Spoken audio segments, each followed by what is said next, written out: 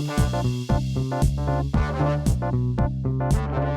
let's hop into your first food memory. It was wartime food coupons. It was the Great Depression when I really started this marvellous experience. And there, in Australia, and certainly in Sydney, Australia, Bondi, we never starved. But fortunately, my father was working because he'd just joined the newly formed Cinesound film company, and in such situation, he was able to provide for the family. But food was never on the major list. We had the bare essentials, never was hungry, never starved. But during those years, I can see people in Bondi sitting under a lamppost on their furniture and saying to my father, "What are those people out on the street?" And he said, "Well, they couldn't pay their rent, darling, and they can't afford to live here." So, yes, my first experience of food was, there wasn't a great deal of it, but there was enough of basics like eggs and milk, perhaps, and meat if you were jolly lucky. Bread and something, no. Early memories were pretty plebeian, but nevertheless we survived, and we survived very well. About 20 or 30 years ago, Joy, you wrote an article on potato chips. Tell us about the article. Well, it was called The Great Chips I Have Known, and they were known because over the years, starting, I suppose, in those Depression years and going right through the war when there was food shortages, and then the glorious years of the 50s and 60s when everything was new again, chips were the sort of basic foundation. And I remember during the war, my mother, who her religious beliefs were not particularly profound, but she always believed that you had to have fish on a Friday, and therefore the local fish shop had fish and chips. So every Friday during the whole period of the Second World War, every Friday, as I recall, was fish and chip night. And from then onwards, my love of chips was installed into my DNA, and all the way through, wherever I've been, I've never cooked them myself very satisfactorily because I've never learned how to do, but everywhere I've gone, I've found the local fish and chip shop so that I can make an assessment. And this article I wrote was a nostalgic one about the lovely memories that the chips from those places brought most fond and happy memories, even though quite often they were during very black times when there was, bombs even flying around us, when the Japanese came and we had to hide under the kitchen table because they were shelving us off Coogee. Oh dear. Joy, let's move on to your second food memory. Leaping way ahead into now my mature years, like my 20s, I found myself, by absolute fabulous fate and circumstance, joining an advertising agency that was handed on a silver salver the most extraordinary fashion account in the world, which was for the wool industry. Had you worked in fashion before? I'd worked in advertising before, and I'd worked in fashion advertising before, and fashion retail advertising before. But at this particular moment in time, I had recently, due to good fortune, joined an advertising agency that was just handed the Australian Wool Board account. And it was at a time when Australia's prosperity was still riding on the sheep's back. But the introduction of synthetic fibres had created havoc in the traditional industries, mainly because the Second World War had used up all of the natural wools, the cottons and the silks, for uniforms, for parachutes, for whatever. And the synthetic industry filled the gap.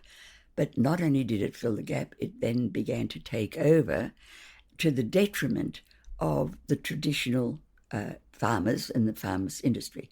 Therefore, the wool industry had got together and decided that they were fighting back and they needed campaigns to promote and remind people of the wonderful world of wool and the wonderful properties of wool. And I was handed on a silver salver the Wool Board account, which meant that it set my whole world into a different direction, whereby I had to negotiate with farmers on one hand, I had to negotiate with retailers and manufacturers and mills internationally. Tell us about some of those restaurants in Melbourne during that time, because this was the era of the long lunch. This is where a lot of business was done. Now you're really bringing back a memory. Yes, the 2-hour luncheon, two martinis before lunch, a shared bottle of wine, a couple of any old brandies, and then back to the office and try and conduct some more meetings, and then 5 o'clock open the bar, and maybe at 8 o'clock go for a big fashion gala where you have to greet the governor. Oh yes. It sounds yes. a little bit like that Mad Men series that Oh, that came sweetheart, we wrote the book. We wrote the book. And therefore, every major restaurant in the world, give or take, which part of the worlds were open to such behaviour, I had the great joy and pleasure of enjoying. But the Florentino down in Melbourne was our sort of headquarters at that time, and it was run by the Masoni family, and it was done in the great Italian tradition, and it was calm, it was quiet, it was elegant, and I, coming from the backwoods of Eltham, where we lived then, which was a little semi-rural area of Victoria, and finding myself there in the first instance, I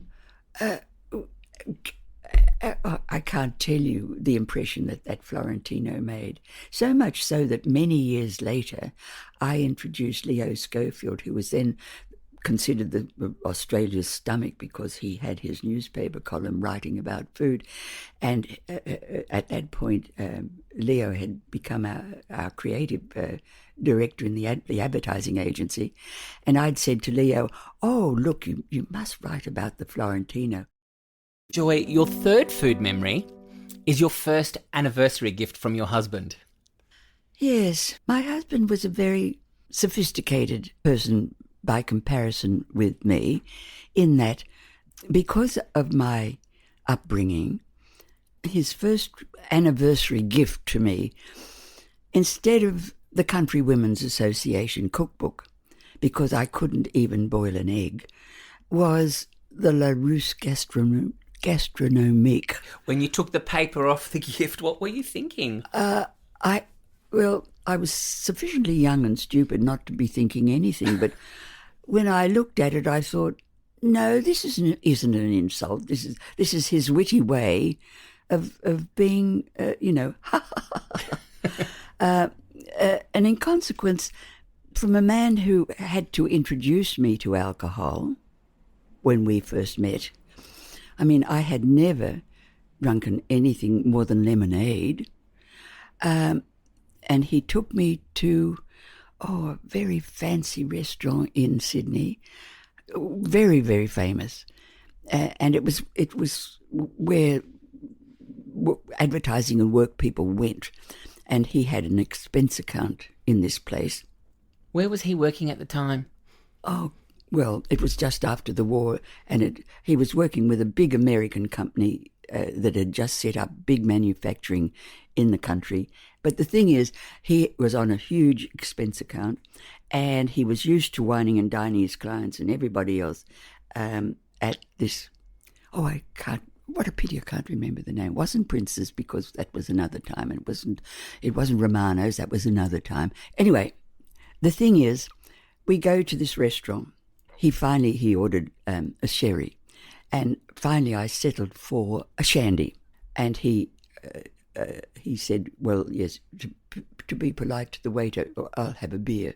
So then the next thing is, I didn't know how to order in the restaurant. And the waiter was in full gear, with white tie and tails, and very proper. And so he said, I'll order for you. And he ordered oysters. And I looked at them and I thought, oh my God, what are they?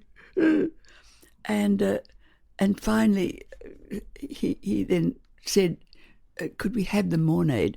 And I thought, so at least when they came mornayed and were disguised, and therefore when I got them down, or one or two, I thought, they're not so bad. But of course, 100 years later, I would die for an oyster. But so my early beginnings with cooking and food started with La Ruste Gastronomique.